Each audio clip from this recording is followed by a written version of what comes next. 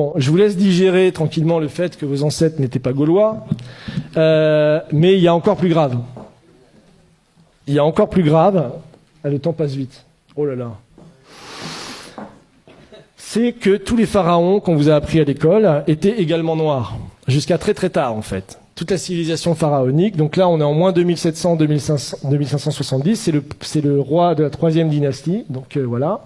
On voit ici de profil, donc il y a des caractéristiques morphologiques, bon j'ai pas le temps de rentrer dans les détails, et vous remarquez que son nez est complètement éclaté. Voilà, donc ça c'est son gouverneur, c'est celui qui a battu la fameuse pyramide de Saqqara, moins 2600 avant Jésus-Christ. Donc on voit également qu'il a le nez cassé et une coiffe tout à fait occidentale. Donc ça c'est 2700 également avant Jésus-Christ. Ça c'est le dernier souverain de la 3e dynastie. Donc on voit un profil également typiquement européen que vous pouvez voir évidemment. C'est assez flagrant avec une coiffe tout à fait alsacienne, donc typique justement du sud de l'Égypte. Donc voilà, vous remarquez qu'il a également le nez cassé. Hein. Voilà, ça enfin c'est un petit peu plus tard.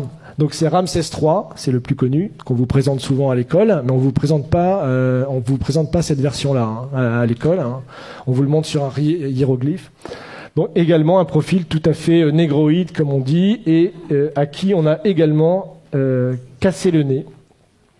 Par contre, ce qui est marrant, c'est que j'ai mis la source de Wikipédia, parce que Wikipédia, malgré qu'ils utilisent un langage, comme vous pouvez le voir, extrêmement évolué, hein, l'analyse génétique montre que Ramsès III est l'homme E, probablement père et fils, et qu'ils appartiennent tous deux à l'aplogroupe du chromosome YE1B1A13, et que l'on trouve principalement en Afrique subsaharienne. Voilà. Vous avez bien mélangé le tout. Mais bon, il est d'Afrique noire. Hein, mais il ne faut pas le dire comme ça. Donc voilà. Donc là, on est quand même en 1186 avant Jésus-Christ. Donc là, c'est les Égyptiens tels qu'ils se représentent. C'est également dans la tombe de Ramsès III que vous pouvez visiter en allant dans la vallée des rois. Donc 1200 avant Jésus-Christ montre que les Égyptiens... voilà, ça c'est l'Égyptien, ça veut dire Égyptien, et qui se représente comme ça ici. Hop. Voilà, l'Égyptien vu par lui-même, donc voilà, ça c'est 1200 avant Jésus-Christ. Donc imaginez un petit peu. Donc voilà. Et certains scientifiques, déjà un peu plus tôt, et c'est les découvertes qu'a fait Cheikh Anta Diop, c'est-à-dire que lui il a même découvert que bien avant les découvertes qu'on a fait par la science, des explorateurs au moment des invasions de Napoléon ou des Anglais ou des Allemands qui étaient allés en Égypte, avaient découvert que les pharaons étaient noirs, mais que personne ne voulait en parler. Donc lui, c'est Lepsius, c'est le fondateur de l'égyptologie en Allemagne, et il dit, voilà, tout simplement, bon, c'est une citation de son livre, que vous pouvez trouver sur Internet, là où on s'attendait à voir un Égyptien, bizarre, on trouve un nègre authentique, tout à fait original. Donc ça, bon, j'ai pas le temps, c'est une icône byzantine du XIe siècle qui montre le roi Salomon allant visiter le pharaon noir, qui est très caractéristique. Et dans le Cantique des Cantiques, pour ceux qui connaissent la Bible, vous connaissez ce passage, je suis noire et pourtant belle, fille de Jérusalem, comme les temples de Kédar, les pavillons de Salomon. Voilà, pour ceux qui... Voilà. Donc voilà, encore une fois, là, il y en a plein, en fait. Hein. Bon, non seulement l'homme avant d'être blanc était noir, non seulement les pharaons également étaient noirs, et on bâtit également, était le berceau des sciences et des arts. Et ça, c'est la vraie négation, je pense, la plus consciente, qui a été faite jusqu'à présent et qui perdure dans nos écoles aujourd'hui, même jusqu'en Europe. Donc, puisque vous avez là également dans une des tombes, 2000 ans avant la balance d'Archimède, le système de balance avec des curseurs afin de déplacer le centre d'inertie. Donc vous avez là tout simplement le point de levier et ici ce qu'on appelle le principe d'Archimède qui disait pour soulever la Terre, donnez-moi un point d'appui, qu'il a rédigé dans un traité, évidemment, 2000 ans plus tard, enfin 1500 ans plus tard, et en disant que c'était sa découverte et que c'était lui qui avait découvert toutes ces sciences géométriques. Donc encore plus intéressant, le papyrus de Moscou. Donc ça, il se trouve à Moscou justement. Aujourd'hui, il est au musée Pouchkine de Moscou.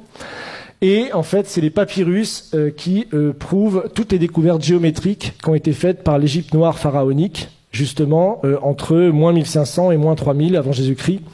Donc là, vous avez par exemple la pyramide tronquée, vous avez le calcul de la demi-sphère, vous avez Pythagore, vous avez le calcul des ellipses. Vous avez ça aussi, là c'est l'autre papyrus de Rhind. Donc vous avez ici donc, le théorème de Thalès. Donc, ça vous trouvez aussi dans des tombes, dans le papyrus. Donc ici, et Thalès lui-même a avoué qu'il avait fait sa découverte en Égypte. Qu'il avait lui-même fait sa découverte en Égypte. Mais il n'a pas dit que c'était les prêtres égyptiens qui lui avaient enseigné justement cette chose-là. Donc ils se sont tout accaparés. Donc là, ils ont même été jusqu'à calculer des coniques. On retrouve des études de coniques. Bon, ça c'est pour les matheux, qui sont soi-disant attribuées beaucoup plus tard, plus de 3000 ans plus tard. Là, le calcul de l'ellipse, de la demi-sphère, toutes ces choses-là ont été découvertes déjà avant moins 2000 par les Égyptiens à l'époque. Donc, encore plus fou, c'est que les pyramides ont été faites, elles, encore plus tôt. Donc c'est 2600 pour la pyramide, je crois que j'ai les dates ici.